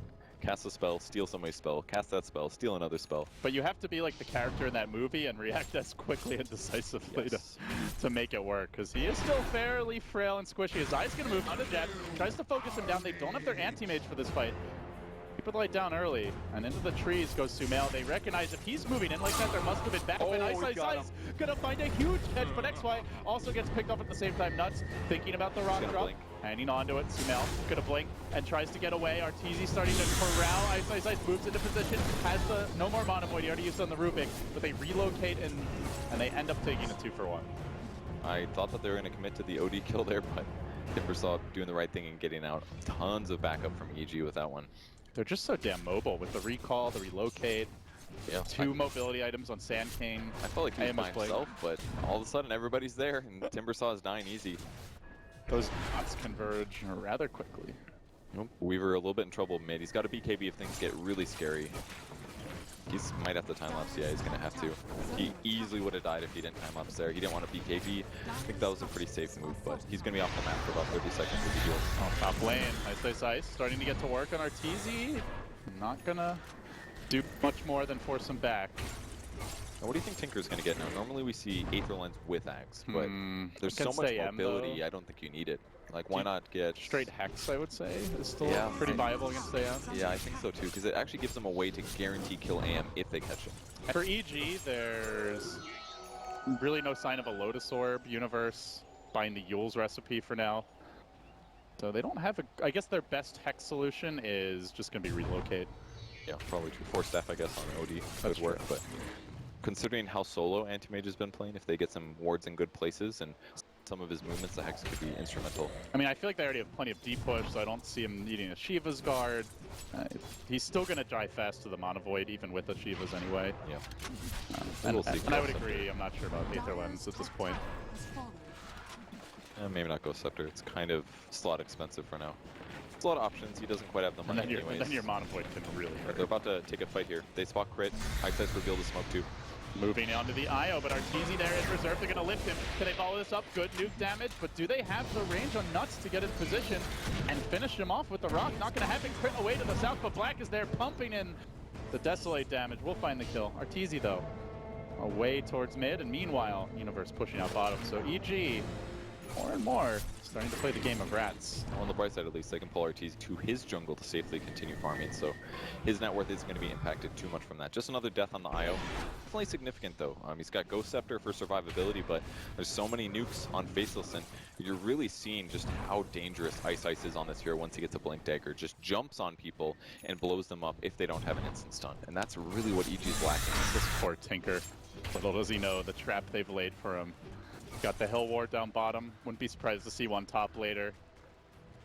Moving in though. And you've got to relocate or recall potentially, but they are going to see Arteezy. Ice says, does he know that this is the full trap? Exploit there as well. They're going to lock him down, hold him in position, drop him low, and are coming through. And the whole EG team about to arrive. They get the kill. He drops the Mana Void in his death throws, and now the rock comes down a bit later. Crit with the Ghost after trying to survive, but the Sakuchi finishes him off. EG on the run. Sumail already committed the BKB, and looks like he should be able to make it out, but they finally have done it. They've slain the beast for the first time, and God, it must have been 15 minutes since he last died. Yeah, it's just the epicenter came just a fraction too late. If Timber didn't get that full combo off on the AM before he got stunned, and the burrow strike I think even missed if I'm not mistaken. Timber was able to do his full combo, AM gets killed because all of the pure damage, and another great fight for Faceless. Every time AM dies, it gives them a lot of swing back in their favor, and because they have more heroes to profit from it, and more item slots on those heroes, they will eventually outcarry EG if they don't get split pushed to death. Do you feel like EG should be playing this differently? They've been mostly, we'll see the fight again here, as Arteezy does get caught. Universe kind of waiting, XY gets off the lift, the epicenter comes through. But yeah, the burrow completely whiffs. And with that, Arteezy dropping the Monovoid almost kills Black, he time-lapses it off, and at that point it's already a lost fight. Also, Sumail did not have his ultimate until he was TPing out, so they didn't have the OD ult to work with there. Yeah, pretty big mistake there with the burrow strike miss, but sometimes you just make little mistakes like that, and it costs you your carry. I guess they could play this a little differently, maybe go for more offensive kills, but it takes a lot of focus for them to kill Timbersaw. It's going to take minimum an OD or an anti-mage. The other heroes don't have the damage for high HP single target heroes. All right, the 35-minute Midas. What? Nuts. Okay. Nuts is going for late game. I mean, if it goes ultra late, it's okay. I think Faceless are in pretty good shape at that point. Yeah, I think so too. And Warlock's definitely a hero that doesn't need a whole lot of items. Just with Tranquil Boots here, he's fast, he's got enough regen with Urn, and the Midas is more just to give him levels because, you know, he gets so many stats per level, you might as well just level up a bunch and make his golem better and guarantee himself an item. Oh, Arteezy just blinked forward. This could be the setup. They do have an IO behind him. They're going to start off with the rocket. They go for the banish follow-up, trying to prep for the whole team to get in position. Now they can lift. Arteezy is getting lifted. Even though he manted, they have to relocate him out. That should mean a free IO kill, but look who's coming to try and potentially counter gank. It's Universe. He's rather far back. Could be the tether target out. We'll have to see if they even converge. They are going to make their move on the crit, slowing him down and focusing him down. Black grabbed that Diffusal Blade, so has a counter for the Ghost Scepter now. Okay, pretty good pickup for him. Still lacking some HP, but getting a lot of really useful items. Big item pickup on EG though is definitely the Scythe of Ice on OD. That is going to change ganks a lot for EG, and if they don't get heavy on movement around the map and trying to set up those ganks, I'd be very surprised.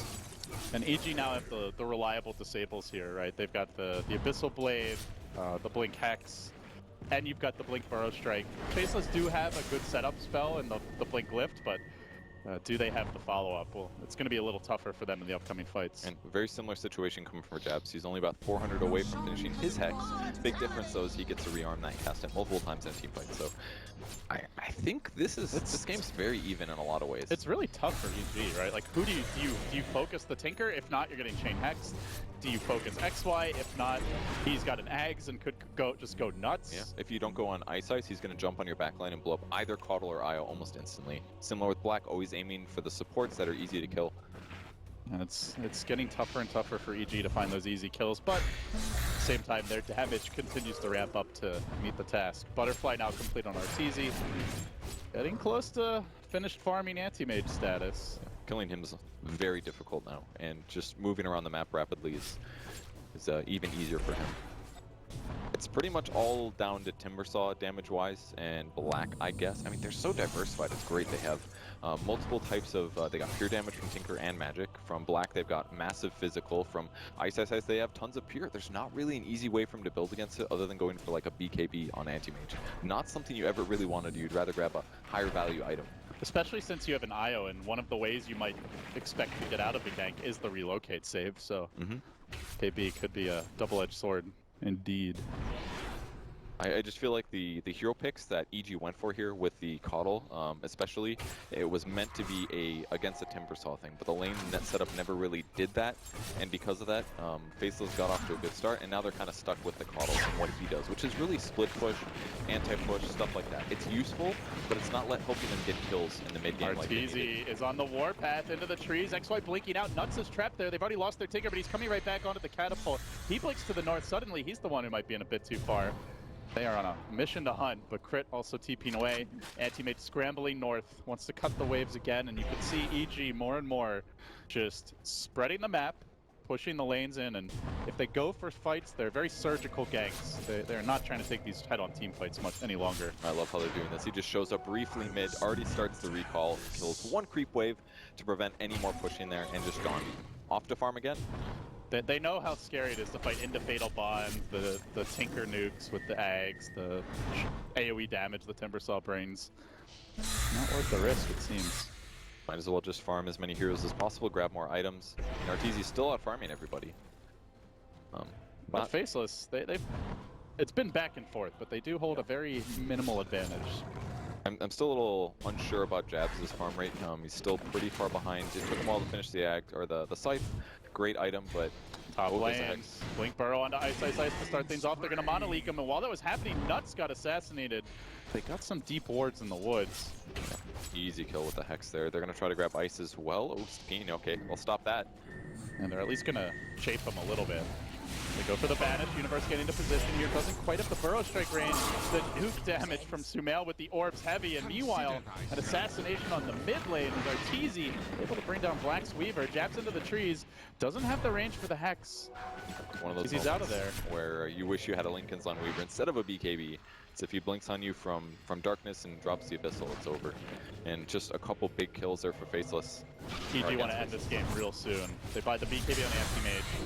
Arteezy, no TP, doesn't think he's going to need it, and now they make the jump on Ice in the mid lane. They pop that Aegis. Do they stick around for round 2? That's the big question with Jabs here, laying down the march. He'll blink out immediately. And they do steal something here for the Rubik, just the Chakra Magic. It's pretty good against AM, I guess, in theory, to counter the Mono Void. Yeah, not the Dream spell.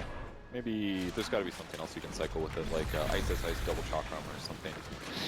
Could really help with Tinker actually increases mana pool more spells, but really they're gonna go back in. Big leap forward, Arteezy, he has a BKB, didn't even need to use it there, got up the Abyssal Snipe, brings down Nuts on the Warlock. Now Sumail chasing forward, there's a Glimmer Cape though, to keep XY alive.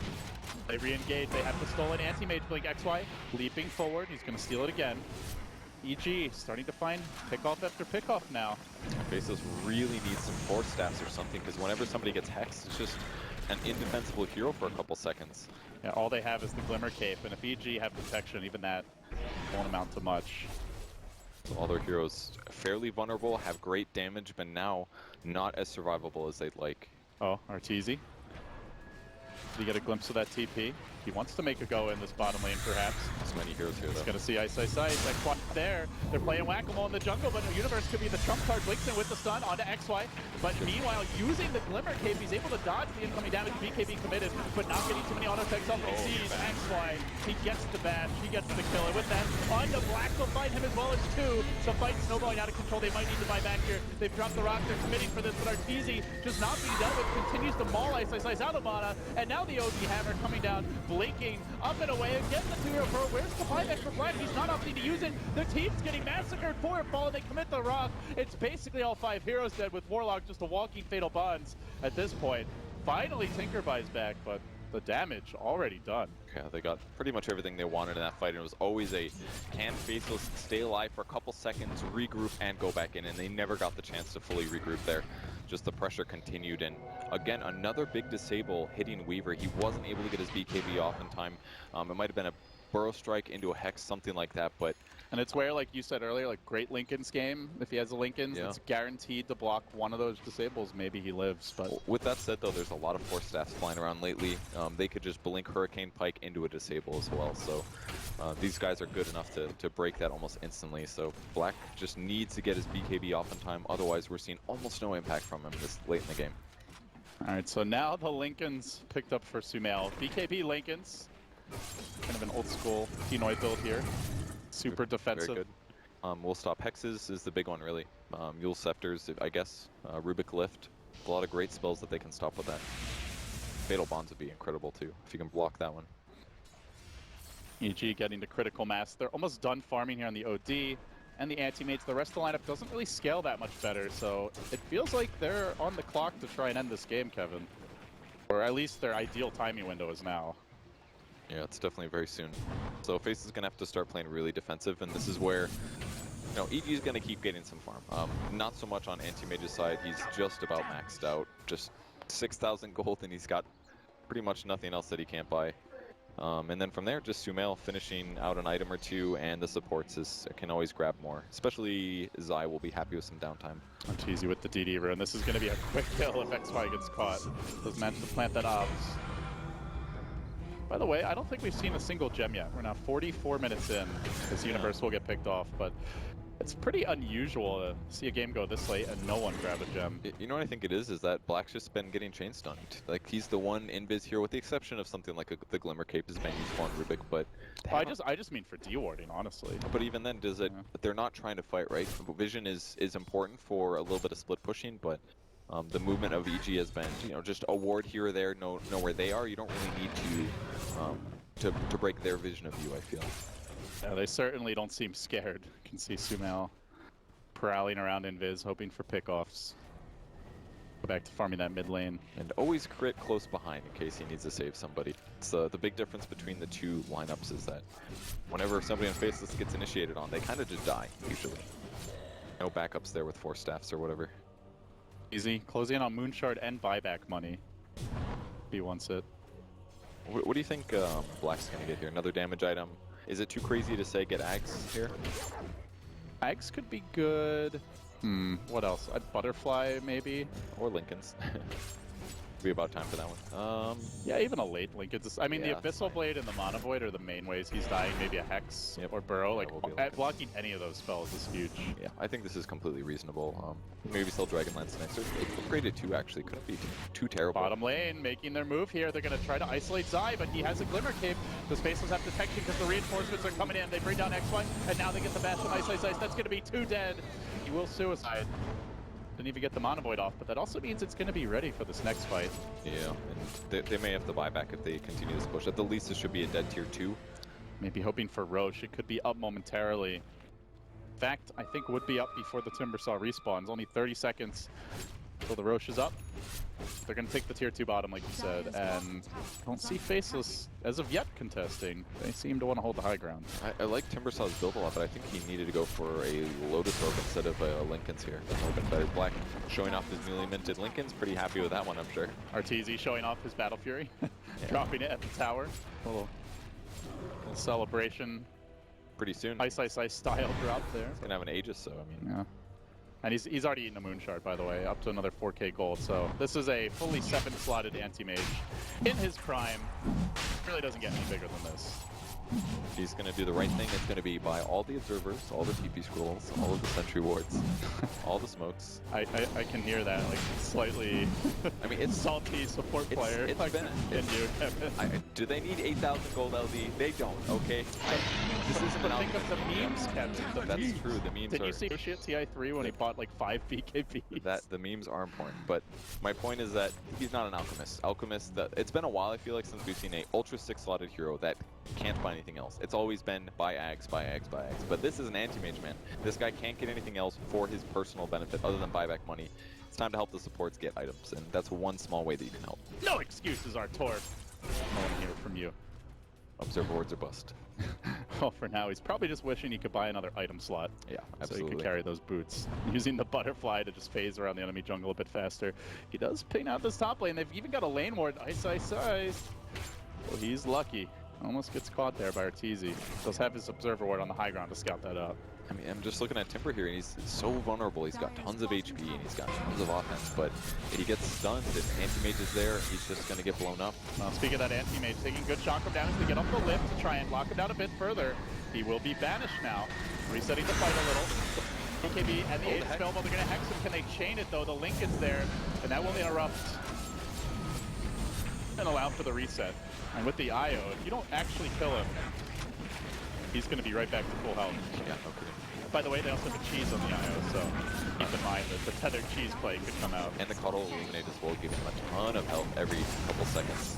Ags has been completed for good old Gandalf and Arteezy. Moving in, he gets lifted. They try to focus the backline, but Sumail has a BKB. You can't focus him either. They drop the rock, but it's a banished banished hero for now that they can't bring down. Crit survives through a good play on the backlines. Arteezy going hard. He's brought down the Tinker. He's now going to look for Nuts as well. Nuts down in the fountain. Even without boots, he just marches inexorably forward.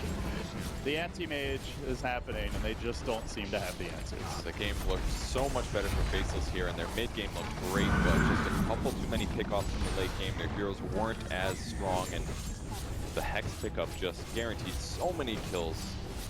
And it looks like that's going to be it for Faceless. They got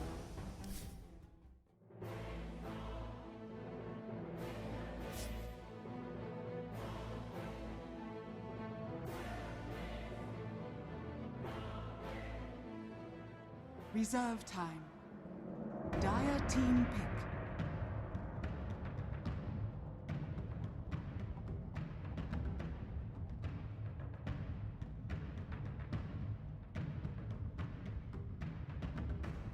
Ten seconds remaining. 5 seconds remaining.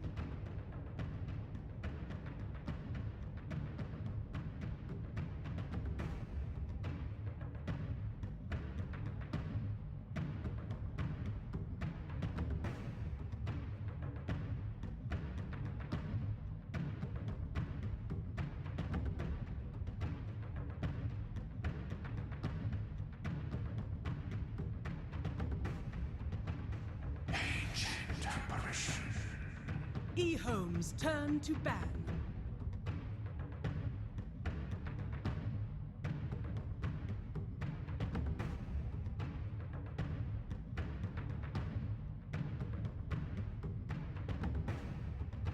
Ten seconds remaining. 5 seconds remaining. Reserve time.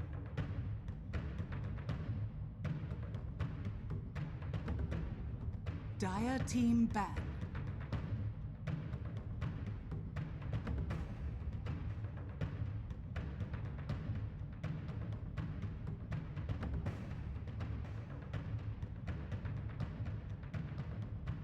Ten seconds remaining.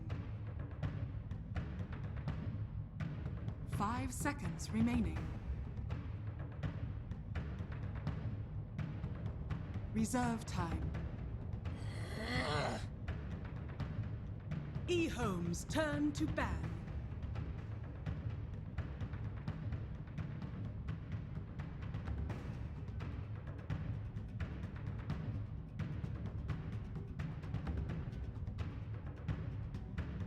Ten seconds remaining. Banning out the Weaver again. Very common pick versus the Batrider, especially against a team like E-Home. Or, sorry, with a team like E-Home. And then, so Ancient Apparition also has a few big downsides. I think he's really weak in like a two-man safe lane. Okay. Like you just get aggro tried or get roamed on by like a Riki or Bounty Hunter or Spirit Breaker or like anything really Ogre, and you'll just get destroyed. He's like very weak at one, unless it's like a big 5-on-5 where you find person showing touch, but that happens for first blood. In the laning phase, he is very, very weak. And he also needs levels. Getting level 6 is no easy task as a support. Some players make it look easy, but generally you're going to be struggling. Tome of XP is less. 10 seconds remaining. And I don't know if Batrider's enough setup for Ancient Apparition. A lot of people like Nyx Assassin as a really nice setup for him, but support Nyx I'm generally not a fan of. And I mean, talking about Nyx Assassin, it's couldn't E-Home just pick that up for themselves? As you said, it's good counter. Definitely. It's good, nicely catching out AA. So this is how they choose to deal with Alchemist. Okay. The magic immunity from the Omni Knight. It's still not that great, because you don't regen with the Chemical Rage, but you don't tick down. Yeah, but the tick down isn't the important part. No, it's that like his what was his HP regen? 10 seconds remaining. 50 HP regen a second, so you're pretty much doing 50 HP damage a second with the Ancient Apparition ulti, which is far more than his normal 12.5. So it's still very good. It's just cut by what, 80% or cut by 20% rather. So it's still pretty good. But Omni Knight is also, suffers some of the same flaws as Ancient Apparition. Yeah. It's like somewhat difficult to take the levels from, but he also just suffers greatly against AoE magic damage, which is Ancient Apparition and Batrider's forte. But very good for South. Rubik will come through again, this time on the side of RGB. Still obviously some very flashy performances from Old Lannon in game 2. Mm-hmm. He's great for something, like you always steal something great. Yeah.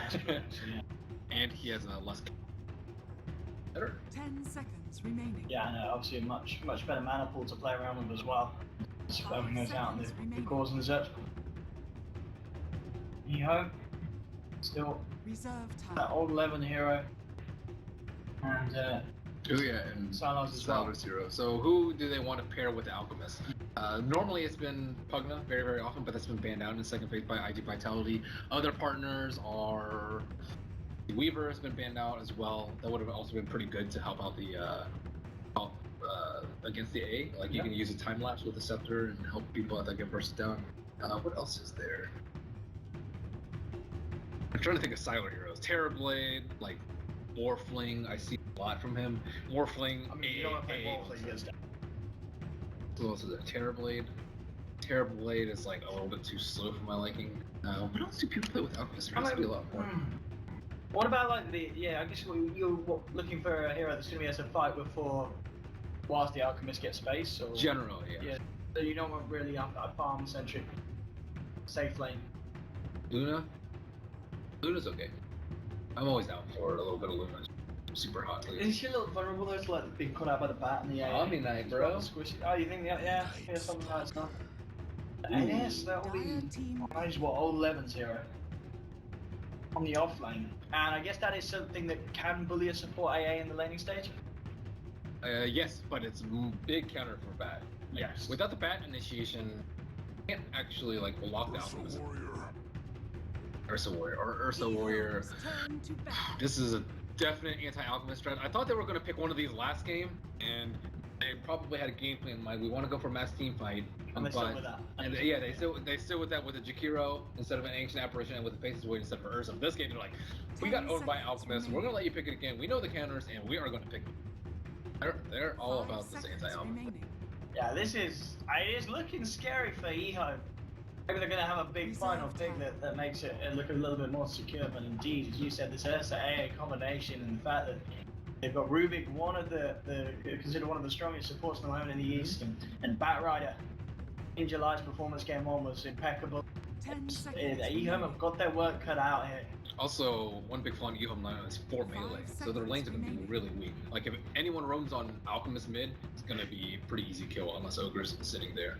Then, like, Omni, Night Stalker, I've seen some dual lanes, or even just like a solo lane of either of those is also pretty weak. Yeah. And normally you can take advantage of an AA by having strong lanes, but they don't have strong lanes. It's a lot in the Alchemist department that they want from him. So well, it is going to be that from RGB, and now finishing off with still what would imagine be that mid lane pick for Zakata. I think mid lane's Ursa. Oh, you think he's going to be the Ursa mid? Yeah. Okay. Remember when CCY used to do it, and then a lot of teams started catching on. DC does it a lot. Oh, what? Because you want that matchup against the Alchemist. 5 seconds remaining. It's very, very good. Alternatively, Ehome, like, they might safely Alchemist, which is, I wouldn't say it's great, but it's definitely a pretty good option this game, so you can dodge the Ursa. But I don't know what else they put in the mid lane. I guess Ode is main. 10 seconds remaining. Pudge. I've seen Pudge with Alchemist, but mostly support. I mean, you're certainly right. It's looking at us will be the mid Terrorblade. Final pick for RGB, something that Ehome tried themselves in game 1 and it got absolutely crushed. RGB looking to show them how it's done here. Ehome, one more pick. That's a scary land to play against. Like, what carry can actually stand up versus all these? Okay, Queen of Pain, Siler Quap. Nice. So, a bit of a twist. Okay. I mean, it's certainly the core that's going to be fighting with ball and giving space to the Alchemist. That's for sure. There's no doubt about that. And I guess it's a core as well that if you find the timings and turn up to fights before the TV's ready, he can get absolutely smashed by a Quap. And I think they're going to switch up the lanes. I would suspect Quap mid safe lane. Because Quap safe lane, I mean, yeah, it's okay, but like you can secure your Alchemist farm, which is, I think, much more important for them. And Ursa, I think, will still go a lot versus. Can you really do versus Queen? Yeah, not a lot really. Yeah, not a lot. The dagger is going to be a huge nuisance for him. I mean, I guess you can get the Rubik or such to sit mid, but then you're leaving your TV very vulnerable to the Night Stalker's presence in the top lane. Yeah, I think what IG Vitality can do in response to maybe an expectation of them swapping lanes is aggro. You put like Rubik AA plus Terrorblade, and the Batrider can own, I think, any of these heroes one-on-one. So let's have a look at this. The mind game from the laning phase is going to be interesting to watch. Most runes picked up. Prepare for yeah, we got Ehome. They've got the battle. They've got the. We're going to want to secure them. But at the same time, they have worse lanes. I'm going with IGB. Highest total magic damage done as Sylar. Yeah, generally side. Unless you think they'll get crushed, in which case you would put Matt. Let's see the lanes first. So, IG Vitality are playing very aggressively. I don't know, let's just put Quap. Sylar's good. I'm going all in on the Quap. Yeah, let's do it. Most observer was by the game end. Oh, you went all in on Quap. I went all in on Quap, man. Yeah, okay, I'll go on Quap. This one's just like a just. Yeah, I'll go once you go. Did we have the same ones? First blood? Oh my goodness, sorry, predictions. I was missed that, man. No, I was distracted. I was watching. They smoked him. Ogre was Let's trying go. Ogre was there. Hey, they've got the metamorphosis, few punches with the old chilling touch. It's a good spell, man. Yeah, so let's see what they want to do. Old Chicken looks like he is going to be in the mid lane. They're going to put the solo Queen of Pain versus the Bat Rider as they want because of the magic stick on him. But it looks like they are. Yeah. Can they stop him from getting the bounty run on top? No. I don't think so. Okay. I'm surprised he didn't get the message. He survived this. Igniting him. It's a good telekinesis on the back. Q's still for the body box. They may just save Paparazzi. 39 health. That was a great block. But Q's gonna die. I don't even know if that's worth it saving your Terrorblade's life. Because if you don't save the Terrorblade's life, yeah, you pretty much have two heroes kind of die because Terrorblade's gonna be forced to die to neutrals. So instead of like one hero dying, they have kind of two heroes dying. Because it's a lot of ways. He can just TV back though. Q Fury Swipe stacks up on him. So they did not do any lane swaps. They are handling it like men. And but you feel that this decision kind of hinders Ehome a little bit? You would like to see it the other way around? I think so, just because I think like Alchemist is a really important hero for them. Co-op cannot solo carry this game. You can get a lot of kills on co-op, but you still have to win the game.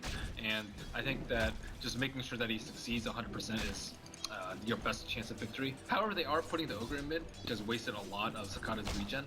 So I think that if you are going to do this, at least they have put some other heroes mid to back them up. Get away, you. And as we can see this lane up top, Garda, no 11, the only Night Stalker lane. I mean, it looks like at the moment Burning and Q doing a good job at keeping control and keeping space from Paparazzi's TV with the AM Rubik play. It's gonna be tough in about 10 seconds. Metamorphs and Chilling Touch come off cooldown then. Well, I think they're about to get trucked. At least Garter might be, if he's not careful. Yeah, I mean, it looks like they're sending up Ogre as well. Old Lanham's going to look to join the forces and make it a tri-lane on tri-lane. It feels at the moment that Old 11 and Garda do require that really. And Paparazzi getting the farm. There's boots already on the Ursa too, so it's the common build to make sure that he deals with the Alchemist and Bounty Rune. There you go.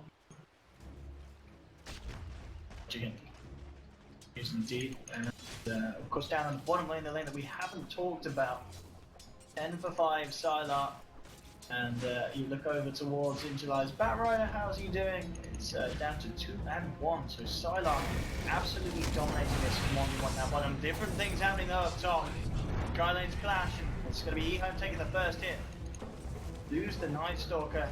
And Old Lanham chased out the lane as well. Again, just another situation where Chilling Touch is just beating through these members of Ehome on this top. Yeah, the 3-on-1 situation is where, like, the more heroes you have, the more value you get out of Chilling Touch, and it's just getting rougher and rougher for these melee heroes. They aren't able to pull, they aren't really able to contest Paparazzi's farm at all. But Alchemist is up there. He is the highest on the CS chart. He missed a stack though. That's a little sad for him. And Lanham, Sakata, will he get the last hit? One more, even with the boots? Oh man. That's always sad to see. Yeah. That hurts. That is where that Windlace comes in. And then just an Ignite, just throwing him just to make you angry. That's spot, yeah. Bit of bloodlust there. Saving the life of the Ogre.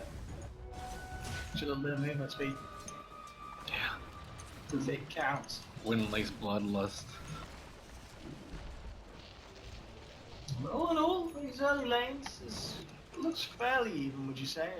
I guess the biggest distance being between the offlaners is Sylar really performing very nicely against this Inchulai Bat right over the top lane. Some more blood will be spilled though on eHome. Old 11. Verified, trying to make his way out of it. Salves up. Q still has a Fade Bolt available. Not gonna pop it. Wouldn't have quite been enough burst damage to finish him off. Yeah, even a level 2 one. Code remains. Night Stalker's HP region is also very good. Their team HP region. 3 HP region heroes. Very, very beefy players. Yeah, Paparazzi. I mean, Terrorblade this game, he's having the start that we saw Salah struggle to get in game 1. If this Terrorblade just starts to get out of hand at the beginning, is there much that eHome can do to shut him down? Is it just to be eyes on Salah to bring out the place once he has that level 6? Yeah, the Quap is really good at dealing with Terrorblade. A lot of magic burst, and that's kind of what, and it's AoE. So you can kill all the illusions later, and then early on you can just burst them down when like pretty easily. So in July, on the side counts here, he's now come back into lane, but as we see Salah, level 2 dagger spam. In July on his toes as July finished up the Tranquil, still needs to get that ring of regen back out to him. In lane CS, 35 for 2 on the out, 27 for 5 on Cicada, so relatively close. Top lane, old 11, around 13 CS, but he's not really been able to do anything about shutting down Paparazzi as Paparazzi indeed having a final time on the safe lane terribly. Smoke, wraparound smoke, but I don't know who got these super deep boards out on eHome, probably the Ogre, but he spotted out that smoke and maybe old 11 might die here, even under nighttime. He is in range and smoke will pop Manny out of there. Well played. 11 indeed. Usually backing up as soon as he senses danger. Putting his head back in as well, just keeping himself on the edge. Not really safe for that one. Mid lane again, Old Lanham still hanging around. The Old Chicken with the acid spray spam, and Old Lanham occasionally trying out the ignites, trying to do the best to hold the Ursa back in farm. And now we're starting to see the difference really come out. Old Chicken is just getting the help that this Ursa is not. Cicada getting any presence from his supports as they are mainly looking towards just securing the farm for Paparazzi, and Ursa is a little bit of a second afterthought at the moment in terms of priority for these supports protection. You don't mind that as long as the AA gets. An AA is level 4 at 6 minutes. It's like, it's mediocre, it's not amazing, but it's definitely not poor. He hasn't died yet, so as long as the AA keeps up, it's okay if Alpha gets. Obviously, you don't want him like getting armlet radius at like 12 minutes, but he's not going to be quite at that rate. And if he does get scary, AA ult's always there to save the day. Radiant has used scan. It will. Radiant's middle tower is under attack. Kill at last second. And now Ogre maybe trying to pop a smoke or Scouter Roche. I think he's going to Scouter Roche very, very soon. Ursa's been missing off the map a very long time, and he has a Morbid Math. They are in there. And Q gets spotted out. Cicada hasn't started yet. And Silas done it as well. He has a Sonic Wave defense for this one in turns. Gonna get the chance to use it over the Lancer from the July Sylar. Incapacitated. They're chasing out from Roy RGB. They look towards Cicada, get the Omni Knight, and Cicada, he may not get Roshan straight up, but he just gets himself a double kill, heads back into the pit, and that couldn't have been a better kind of series of events for the Ursa if you wish for it there. That was kills and a potential for Roshan. In fact, it might even be more. Old Man has come back in Q. He has a telekinesis. He'll get in range for it. Cicada's not only going to get just 2 kills, he'll get himself involved in a 3rd. He's out of mana though, so that's the only good part about this. But Sylar was very hesitant about dropping his ultimate. He could have just used it to kill the Rubik, but he thought they had enough damage. But he's pretty much their only source of damage. Like Omni Knight doesn't really want to use his heal when everyone's at full HP when there's a 3-on-3 engagement just the first one you're down. And the Ogre just has the common 1-on-1 built, so he doesn't do any damage either. So it's up to Sylar to actually burst him down. You can't hesitate. You gotta burst him down quick. Alright, I'll land with this smoke movement, seeing what they can find. AA was up towards the top, and they know that the TV's still there as well. I mean, apparition potentially be an easy kill, but they certainly want to try and find Paparazzi with this movement. He's the bigger target. Let's see what they can do about this already. Paparazzi heading back towards the safety of his tower. So how deep eHome want to try and dive for this kill? Here we have Salah. Look at the burning.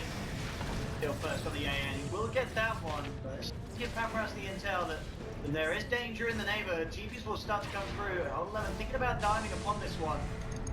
Indeed, it's going to back up. He's in the lasso as well. Sideline in a lot of trouble. Can they finish him in before just to blink out? He will get himself away. Napalm and the flame break tick damage, not quite enough to bring him down. So Sideline will survive. Do force some TPs out from the side of IGV, but they only end up killing the Ancient Apparition, and Paparazzi stays alive. That's a really hard flame break to time. He did it a little bit too early. It looks like he may die, or Rubik's just dead. Might have to play around this. He still has a telekinesis cube. And Silas blinks on corner by saying, nah, okay, old 11 gets the vision for the void. And we'll finish him. They had to have a perfectly timed flame break. He used it during the lasso. You wanted to do it like right as the lasso ends. During the cast animation. During the cast animation. What you also want to do is make it so that she is knocked away from her blink point, so that when she tries to blink, she messes up because she thought she was at her original position. And sometimes you can make it so the quap like moves forward instead of blinking because of where they casted it. So yeah, it wasn't the best flame break, but it would have taken a perfect one to get a kill. And look at this Sakana. It picks up Roshan, picks up the Aegis immediately, starting to barrel underneath the tower towards Garda, who's desperately trying to hide himself. He's going to be just in time just to man for the TP out, but ooh, wow, he will just make it. Yep. That was close. That was very close. But they know they have a lot of time because Alchemist... Oh, actually, there is no time because Radiance is up on the Alchemist. He's felt no pressure, so he skipped the armlet altogether. 10 minutes in. Yeah, 10-minute Radiance. Pretty brilliant timing for old chicken. And another bounty rune. Dang. Fire, man. This is looking to be the close game that we hoped for in a game 3. Both teams certainly have good things going for them at this stage of the game.